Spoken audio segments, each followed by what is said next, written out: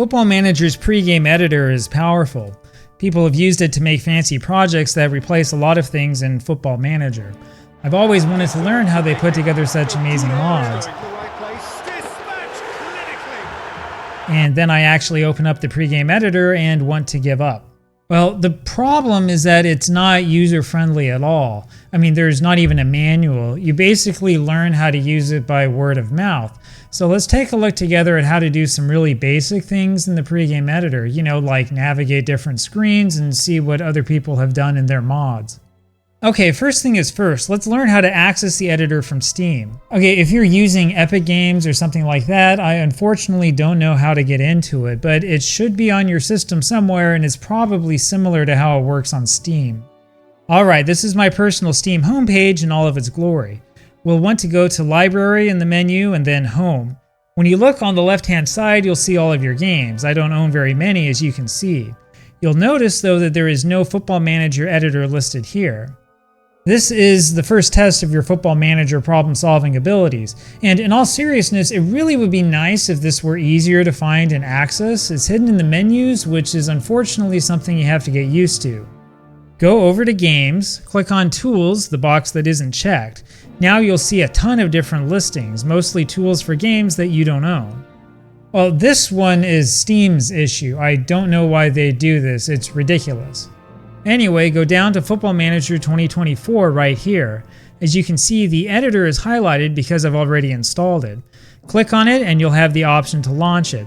Now, if you're using Linux like me, the option to install this might not be there for you. You'll need to run it in a compatibility mode, which means using Proton. You can get to that through the Properties menu. It's under Compatibility. As you can see, I use GE Proton 827 since it works. And the directory location is really complicated if you're using Linux like I am. It's going to be different depending upon what your distro is. It would be nice to have native compatibility for Linux, but it's kind of okay that we don't have it. Proton works so well that you won't be able to tell the difference. Okay, now that we've got it working, click on Launch to launch the editor. Now the first time you run it, it's going to look awful. The text will be too small. First, you need to choose the database. The default is the latest database. You can change this to an earlier database if you want, though there are only 2 for FM24, and of course it will take a while for the entire database to load. And most older versions of Football Manager have 3 different databases to choose from. Now these are official database updates that come directly from Sports Interactive. These are not custom user-made databases. There is a different way to load those ones up. Okay, the first thing that you should do is make the editor actually readable. And don't worry if you didn't know how to do this before, it took me months to learn this. Go up to Settings, go to Size of Text and Images, click on one of the zoom options. This is what my screen looks at 200%, and it works just fine for me.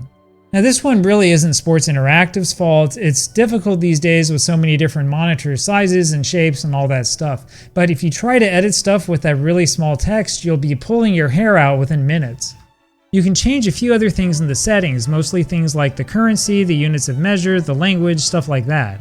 And so, if you want, you can change to Chinese, simplified Chinese that is, or you could change it to Korean, which looks like this. You know, I've always wanted to try to do a save with the whole game in Japanese or Korean or Chinese. These are all languages that I speak and can read. I'm not so sure though about using the pregame editor in those languages. I think I'll sit that one out. Okay, now we figure out how to navigate this thing. Clicking on File will take you nowhere. Test competitions will do nothing for us at the moment. Now database is where the database is, but it's not obvious. You'll want to look at all the things listed below. You can click on any of these things, clubs for example. The part on the right will open up with a list of 500 different clubs, which is limited by something or other. So I tried to change the search result total to unlimited, but I still got the same restriction. You see, it's getting frustrating already. Anyway, you can click on one of these teams if you want. So let's look at Sport Club Sturm Graz, and here it is. On the left-hand side, you can see all sorts of menus. You can access the ownership, stadium, finances, and so on. The navigation menu is this part on the lower left. Click on ownership and you can see the ownership information for the club. Clicking on finances will show you the club's financial balance and will let you assign a rich benefactor to the club or put it in administration or do other things. You can click on debts to see the club's debts and change those. If you go to Stadium, you can change things like the youth facilities, the youth importance, and settings like that. And that's one of the issues with the pregame editor. There's not a menu for youth. Instead, all the youth stuff is hidden in the Stadium menu, and you just have to know where it is, which is maddening. You can look at the reserve teams and make changes to the type of reserve teams available. But be careful when it comes to stuff like that, because you don't want to make a reserve team that doesn't have a league to play in, if that makes sense. And you can do things like play around with the team's colors. You can change details about the members of the boards if you like. So you could double click on someone like Christian Jauch and then go over to personal data and change his attributes if you really wanted to. You can change his personal objectives, since those will impact the objectives the board sets for your club. You can also remove him from his job as chairman, or even remove him from the club entirely if you want. Well, there's a lot that you can do in menus like this, and you can get lost in the game just going from one menu to another. We can also look at databases that other users have created for some ideas on what we could do. So to load a user-created database, you want to go to File and Load Editor Data. Load Database means to reload the game's default database. That's one of those really confusing things. Editor data files are the files that ordinary people create. They're the mods. The database, on the other hand, is the name for the official thing the Football Manager creates. You can get lost looking around at the way that people have changed different things. Anytime you're looking to see what changed in a particular editor data file, you can just click on Database Changes up here to get a list. It's not a great list and it can be really long, but this gives you an idea at least.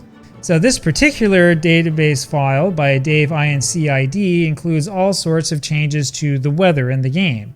And in this database by the same guy, there are tons of geographic and language changes.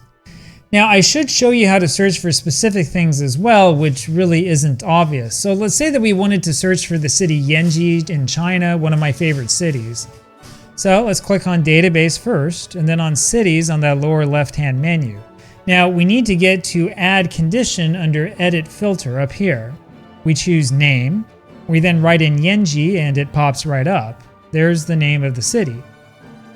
Well, that's really cumbersome and counterintuitive, but that's the pregame editor for you. And no, I don't think this will change with FM26. When we double click on Yanji, it will come right up. Now, I've noticed that the language was changed from Korean to Mandarin, which is actually kind of debatable. Well, let's look at the region instead. So here is Jilin-sheng, or Jilin Province in China. You can see the language breakdown here, 95% Mandarin, 4% Korean, 1% Mongol. Now, that's going to be accurate for Jilin Province. You can see that here on Wikipedia. But you know, Yanji as a city is different, as is the case for other cities in that part of Jilin Province, the Korean Autonomous Region. So if I were going to do another save in Yanji, I would change the city back to Korean.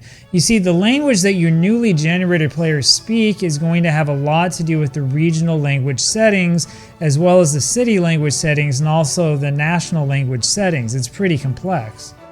So for example, I've been managing the fictional team West Jordan Temple in another database. This is the NAFA database. I've noticed in game that all of my players have French second nationality, which is kind of strange. West Jordan Temple play in the city of West Jordan. This is in Utah. As you can see, this region doesn't have that language feature, and it's part of the Rockies nation. Now, Rockies seems to have been copied over from a small island nation. Go over to languages and you'll see 100% listed for English, English US, and French, with a smattering of Spanish and German. Now my guess is that this is left over from the original regional and national settings that the person who made the database used. A lot of people use existing national and regional settings and just rename them for their own databases. That's probably why I'm seeing the French second nationality so often. You can see that if you look at where the national team plays. This is in Stade Alberic Richards, which certainly hasn't been changed from the default settings. Look up this latitude and longitude code online. What you will get is the Caribbean island nation of Sint Maarten, which is part of the Netherlands.